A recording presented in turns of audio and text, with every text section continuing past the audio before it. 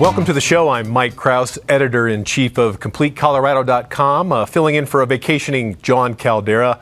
Speaking of Caldara, he recently had an opportunity to sit down in our own Studio B with a guy by the name of Hicks, who started Rottweiler Motorcycle Company. The two of them spent a little time talking about entrepreneurship as well as getting past losing a kid.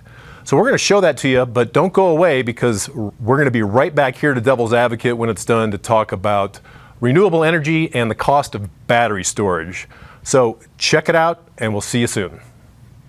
Great friend of mine, Hicks, does a whole bunch of businesses, including Rottweiler Motorcycles. First of all, I don't know how to ride a motorcycle. I've always wanted to ride a motorcycle, but I'm pretty sure anybody who rides a motorcycle, there's another name for them. It's organ donor.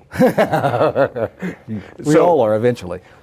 First of all, motorcycles in general. Yeah. You're crazy about them. Yeah. You're a company and you have lots of businesses around motorcycles. Why?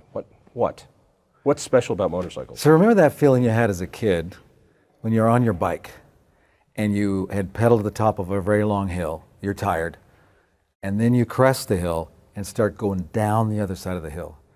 That feeling of speed and wind and freedom, and where you're kind of in control, right at the edge of feeling like you're in control, and you could just kind of go anywhere. And then remember that time when you spilled and got 6 stitches in the knee? That happened too. That happened to me. That happens too. Yeah, every kid has that, right? But just before you did that, you probably took your hands off the handlebar and kind of did one of these things. And the feeling,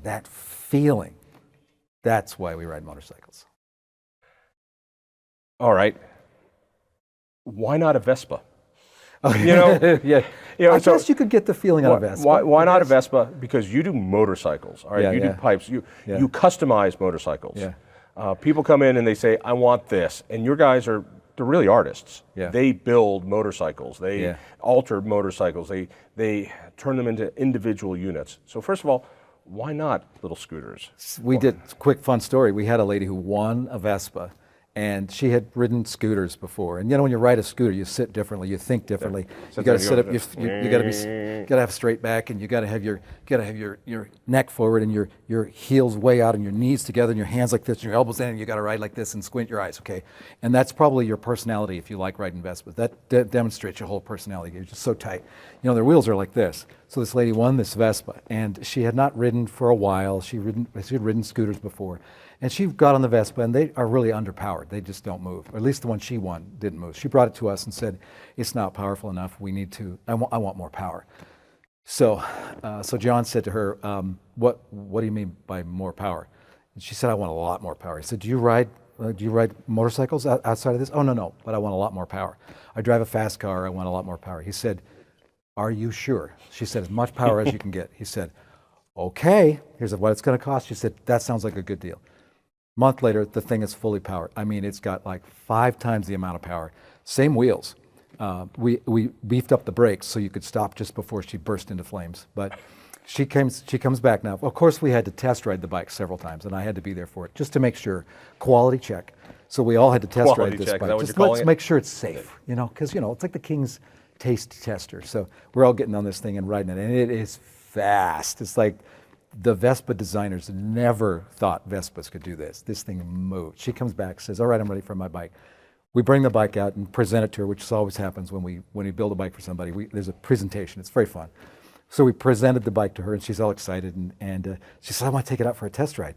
It's got a lot of power. It's got a lot of power. She's worn. It's got a lot of power. Straps her little helmet on with a little half helmet with her little goggles, and she's sitting upright. She's wearing a little skirt, and she gets on and takes off out of the parking lot, and it just moves. And we can kind of see through her clear goggles, her eyes are getting bigger and bigger and bigger as she comes back a few minutes later, comes back, stops. She's physically shaking. She stops, gets off the bike, and gets her phone and calls her husband. And she said, you need to come get me. I am not riding this thing. It's yours. She gave it to her husband because it was so fast. But we don't do Vespas. The name Rottweiler has a personal connection, and you build businesses, and there's a connection here. Both you and I have lost children, and Rottweiler keeps you connected to your son. Yes. Tell me. So I build businesses. It's my thing. I like building Like what things. kind of businesses? Our original business was restaurants. Then we moved into a research firm. So we have a research firm that researches human performance and human dynamics. Then we build manufacturing companies, and we build all kinds of support companies and real estate development and finance companies and venture capital. On and on. Okay. So years ago, so it's now 13, coming up on 13 years ago, my two sons and I were sitting out on the front porch of my house, and they said, we don't want to take over the main business, which was a research firm. We don't want to work in that. It's just too corporate. It's too corporate. It's too suit and tie. It's too much time on airplanes. We don't want to do that. And you build businesses, so will you build a business for us? And so I said, well, sure. Why not? Well, what could that business be? This was an hour and a half conversation. It got to where, well, let's take your passion, my passion, and it happens to all overlap in this thing called motorcycles. So we've lived our lives, I have since I was a kid, around a simple choice. Make a difference, choose adventure over comfort. And if you make that choice, you'll never go wrong. Your bank account won't be as big, you might have a few more broken bones, you might have a lot more stories to tell, but if you choose adventure over comfort, you will never go wrong. So we wanted an adventure company, and we all love motorcycles. We love art. We love the hands-on development. We like making things, building things. You get this compared to a lot of folks. There is a beauty touching things.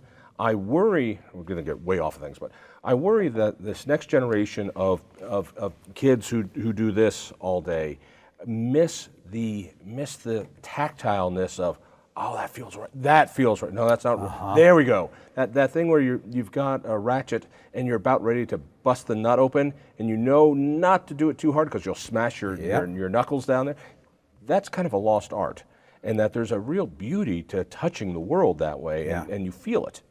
And there's a deep, deep, meaningful significance in finishing something. And the act of finishing something. But I've heard that. You've read about it, right? You've got a friend, right? Who finished the When we project. finish something and then step back from it, stop evaluating it, turn down our perfectionistic, obsessive, compulsive nature, and just look at the thing that we got to create, alone or together with someone, as a thing of beauty. And it stands out as a thing of beauty. And we take that moment and we admire and enjoy that thing of beauty that we created. It's creation. It is. It completes us as people. That's the way you keep from getting burnout. That's the way you keep from losing your way. That's the way you keep from getting arrogant because it was super hard to create it. That's the way you keep from getting proud. I take that second when I pack my kids' lunch. I mean, It's the same thing. It freaked me out when I got a divorce. I don't know what they eat for lunch. This was really and now I look at it and go, that's a good lunch. Yeah. When the social worker comes and opens it up, it's got all the basics in All there. the basics I'm in covered. there. Yep. Yeah, I mean, there's not a joint in there anywhere. He puts his own one. All right. So you built this with your son, who you later lost to a brain aneurysm. Yeah. And this has helped keep you connected to him, hasn't it? It's super deep in that regard. So Jonathan and Christopher and I were on the front porch and created the idea of Rottweiler. What are we going to call it? Let's call it Rottweiler. Christopher, my son, said, let's call it Rottweiler Motorcycle Company. Because a Rottweiler is a dog, if you know them, they are intensely loyal, very, very smart, and once you're in, and they are very protective. And that philosophy, strong, smart, beautiful, if you're in our family, you're in forever. That is really what we wanted the business ethos to be. And we also had a Rottweiler. Her name was Vegas. And so Christopher, John, and I created the company. Katie came along, my daughter, and joined later. And then about 18 months after we started the company is when Christopher had a very pivotal point in the development of the company. I guess many points are pivotal, but that was our first big pivotal point. A couple of weeks after that, we lost him. He was 24 years old, just had his 24th birthday. And wow. Yeah. It reshaped us. And you've experienced it, and others who are probably listening have experienced it, and it reshaped us and those people he loved. Dozens, hundreds of people he loved were I hope you don't mind me bringing it up but having lost Parker, my daughter, I've gotten over the pain of talking about her. Yeah. Because, damn it, I hate it when. So how many kids do you have? What do you answer that question? How do you answer that? How do you answer that question? 3. So I say 3.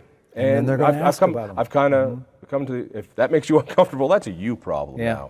now. But I want the world to know about her, and I do that in tiny ways. And Rottweiler is just a wonderful way to do it. So I think it's a wonderful way. Yeah. And Jonathan and then others have come along and helped build the company, and it is a beautiful, thriving company that spins off other ideas for other companies. Let me ask you the political question, which is, I think you've told me that there's a connection between motorcycle riding and love of freedom, and that there's something there, that people who ride motorcycles get liberty, they get freedom. Yeah. I'm not convinced, because I see motorcycle riders, and so many of them are jerks, and those loud pipes, good God, people.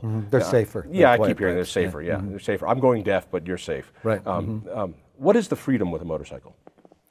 What do you mean by that connection? So freedom and responsibility divorced is meaningless, it's anarchy. Freedom and responsibility have to be coupled together. So I'm free for what purpose? I'm free so that. You can't just be free, you have to be free so that. So we have to understand that freedom and responsibility are two sides of the same coin. They're two hands that work well together. They are two sides of the epoxy. They are the thing that makes the fusion happen. Their power comes from freedom and responsibility. When you're on a motorcycle, you have to be intensely responsible. I'm responsible for myself. I am experiencing directly the environment. I have to pay a tremendous amount of attention. The power to weight ratio is significantly higher than in an automobile or in an airplane. And it is an experience where we literally are so in the world, where that nexus between freedom, which means I can go fast and turn corners and go up and down hills, and responsibility, they come together so powerfully. The people that get that in that experience, they tend to get that in other parts of their life as well. Or maybe they got it there. Just using the Motorhead jargon, it used to be when you drove a car, a little sports car, whatever, you felt it, because there's no power steering, you've got the clutch, you're connected to the road. That's tiring. It's hard. You're always on. When you're in a modern car, it's almost self-driving. It's got suspension, it's got power. You got your music on, and you can drive it with a finger. And pretty soon you won't even need that. You're telling me that a motorcycle is like that original driving experience, but on steroids. Exactly. And therefore, do you think people who ride and own motorcycles understand the concepts of freedom, understand the concepts of liberty, understand that the individual is sovereign? Yes. I mean, that's a big leap. I like motorcycles. Hey, the individual is sovereign. When you ride a motorcycle on a deep, visceral level, you are so utterly responsible. And you must ride believing that those cars cannot see you. Even if they look at you, they cannot see you. You are utterly, utterly responsible for your own safety and for the impact of your choices on the people who love you. You are completely, completely responsible. That is as close to sovereignty as you can get. And it is experienced with 100,000 little decisions I make in a week when I'm riding a motorcycle. And decisions to ride or to not ride. I tend to decide to ride more than not to ride. So if I polled every motorcycle enthusiast, I mean, not the guys who have it in the back, no use, but guys who are into their motorcycles, would they be, for the most part, pro-gun? Would they be anti-tax? Would they be anti-burdensome regulations? Would they not want socialized medicine? Do you think it translates to actual issues? Yes. Or do you think it's a spirit thing? Well, it starts there and then works its way out to they would be pro-gun if they've been in the world where they had to think about it. So a lot of folks have not even had to think about what is gun or not gun. What does it even mean? A lot of folks haven't even had to think about it. They've seen things on TV about it. They watch cop shows and they're curious. And when they were 2 years old, they chewed their peanut butter sandwich into the shape of a gun and shot their mother. But they didn't really had to really think about it. But to the degree that folks have been exposed to any of those issues that directly affect them or their family, they were going to tend to lean much more to, oh wait, don't you encroach on me. And they will, and in the thousands of conversations I've had over the years about people who ride, no matter what the brand of motorcycle is, people who ride more than recreational on the weekend for 30 minutes once a month when it's sunny. People who actually ride, the motorcycle lifestyle folks are much more like what you described. Who else, other than motorcycle riders, do you think fit that? In other words, we've talked about Ford 150 drivers. Yep. You got a pickup truck. My guess is you understand what hauling tools and 2x4s is all about. It's a different world. You're tactile. Anybody else? It's interesting that the Ford F-150, as of this taping, is the best-selling vehicle in the United States. And you know, 2/3 of the people who drive Ford F-150s actually use them.